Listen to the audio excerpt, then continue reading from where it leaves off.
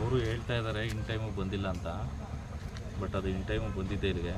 But ಅವ್ರದ್ದು ಒಳಗಡೆ ಏನು ಪ್ರೊಸೀಜರ್ ಇರುತ್ತೋ ಅದ್ರ ಬಗ್ಗೆ ನಮಗೆ ಹೆಚ್ಚಿನ ಮಾಹಿತಿ ಇಲ್ಲ.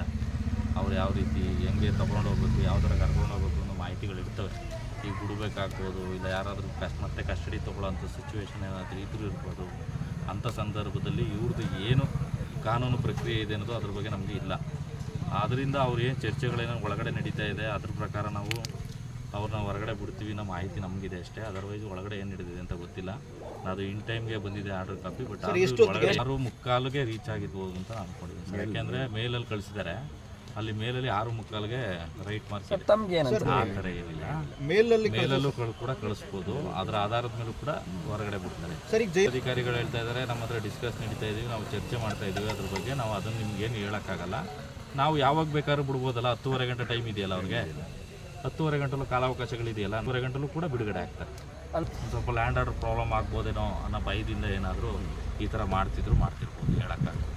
ನೋಡಿ, ಇದು ತಪ್ಪು ಮೆಸೇಜು. ಇವತ್ತಿನವರೆಗೂ ಯಾವುದರಲ್ಲೂ ಕೂಡ ಬಾಡಿ ವಾರೆಂಟ್ ತೊಗೊಂಡಿಲ್ಲ ಪೊಲೀಸರು.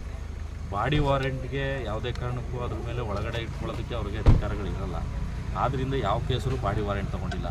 ಅವ್ರನ್ನ ಇಲ್ಲಿಂದ ಹೊರಗಡೆ ಠಾಣೆ ಮುಂದೆ ಬಂದಾಗಲೇ ಅವ್ರನ್ನ ಅರೆಸ್ಟ್ ಬಂಧನದ ಪ್ರಕ್ರಿಯೆಗಳನ್ನ ಮಾಡೋದಕ್ಕೆ ರೆಡಿ ಮಾಡ್ಕೊಂಡಿದ್ದಾರೆ ಹೊರತು ಇಲ್ಲಿವರೆಗೂ ಯಾವ ಪ್ರಕರಣದಲ್ಲೂ ಕೂಡ ಬಾಡಿ ವಾರೆಂಟು ಗೌಡ್ರ ಮೇಲೆ ಆಗಿಲ್ಲ, ಯಾವ ಕಾರ್ಯಕರ್ತರ ಮೇಲೂ ಆಗಿಲ್ಲ. ಕುಮಾರಸ್ವಾಮಿ ಲೇಔಟ್ ಪೊಲೀಸ್ ಠಾಣೆ ಒಂದು ಪ್ರಕರಣದಲ್ಲಿ 314 ಕ್ರೈಮ್ ನಂಬರು, ಮತ್ತು ಇನ್ನೊಂದು ಹಲ್ಸೂರು ಗೇಟ್ ಪೊಲೀಸ್ ಠಾಣೆ ಪ್ರಕರಣದಲ್ಲಿ.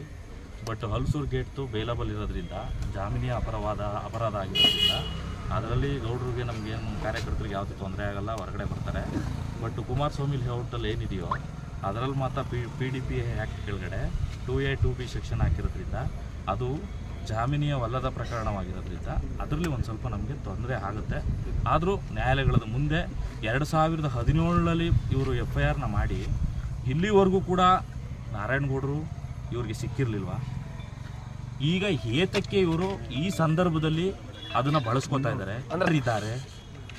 ಇದರಿಂದ ಯಾರಿದ್ದಾರೆ, ಏನು ನಡೀತಾ ಇದೆ ಅದು ನಮಗಿನ್ನೂ ಅರ್ಥ ಆಗಿಲ್ಲ. ನಮ್ಮ ನಾರಾಯಣಗೌಡರು ಹೊರಗಡೆ ಬರ್ತಾರೆ, ಆ ವಿಚಾರ ಗೊತ್ತಾಗುತ್ತೆ ಒಂದಲ್ಲ ಒಂದು ದಿನ. ಬಟ್ ಈಗಂತೂ ನಾವು ನ್ಯಾಯಾಲಯದ ಮುಂದೆ ನಾವು ನ್ಯಾಯ ಕೇಳಬೇಕಾದಂಥ ಪರಿಸ್ಥಿತಿ ಇದೆ. ನಾವು ಅತ್ಯುತ್ತಮವಾಗಿ ನ್ಯಾಯಾಲಯದ ಮುಂದೆ ವಾದ ಮಾಡ್ತೀವಿ. ನಾರಾಯಣಗೌಡರನ್ನ ನಾಳೆ ಇವರು ಬಂಧಿಸಿದ್ರು ಕೂಡ ನಾವು ಅವ್ರನ್ನ ಬಿಡುಗಡೆ ಮಾಡಿಸ್ಕೊಳ್ಳೋ ಬರೋದ್ರಲ್ಲಿ ನಾವು ಜಯ ಸಾಧಿಸ್ತೀವಿ ಅಂತ ಹೇಳ್ತೀನಿ. ನಾಳೆ ಮುಂದಿನ ಕಾನೂನು ಹೋರಾಟ ಇವರು ನ್ಯಾಯಾಲಯದ ಮುಂದೆ ಪ್ರೊಡ್ಯೂಸ್ ಮಾಡಲೇಬೇಕಾಗುತ್ತೆ. ನ್ಯಾಯಾಲಯದ ಮುಂದೆ ಪ್ರೊಡ್ಯೂಸ್ ಮಾಡ್ತಾರೆ. ಆ ನಂತರ ನಾವು ಅದಕ್ಕೆ ಸಂಬಂಧಪಟ್ಟಂತೆ ಬೇಲ್ ಅಪ್ಲಿಕೇಶನ್ಗಳನ್ನ ಹಾಕೋದ್ರ ಮುಖಾಂತರ ಮತ್ತು ವಾದ ಮಂಡಿಸೋ ಮುಖಾಂತರ ನಾವು ನಾರಾಯಣಗೌಡರನ್ನ ಹೊರಗಡೆ ತರೋದಕ್ಕೆ 100ಕ್ಕೆ 100ರಷ್ಟು ಪ್ರಾಮಾಣಿಕವಾಗಿ ಪ್ರಯತ್ನ ಪಡ್ತೀವಿ. ಯಾಕೆ ಅಂತ ಅಂದರೆ ಇದು 2017ರ ಪ್ರಕರಣ. ಈ ಪ್ರಕರಣ ಇಲ್ಲಿವರೆಗೆ ಏನಾಗಿತ್ತು, ಸಮನ್ಸ್ ಯಾಕೆ ನಮ್ಮ ನಾರಾಯಣಗೌಡರಿಗೆ ಇನ್ನೂವರೆಗೂ ಬಂದಿಲ್ಲ, ಇಷ್ಟು ದಿನ ಏನಕ್ಕೆ ಅದಿತ್ತು, ಚಾರ್ಜ್ ಶೀಟ್ ಆದಮೇಲೆ ಯಾಕೆ ಸಮನ್ಸ್ ಬಂದಿಲ್ಲ, ಇವತ್ತಿನ ಸಂದರ್ಭದಲ್ಲಿ ಅದರಲ್ಲಿ ಅರೆಸ್ಟ್ ಮಾಡೋ ಅಂಥ ಸನ್ನಿವೇಶ ಏನಿತ್ತು ಇವ್ರಿಗೆ, ಇದು ಸಾರ್ವಜನಿಕವಾಗೂ ಆಲೆ ತಿಳಿದಾಗಿದೆ.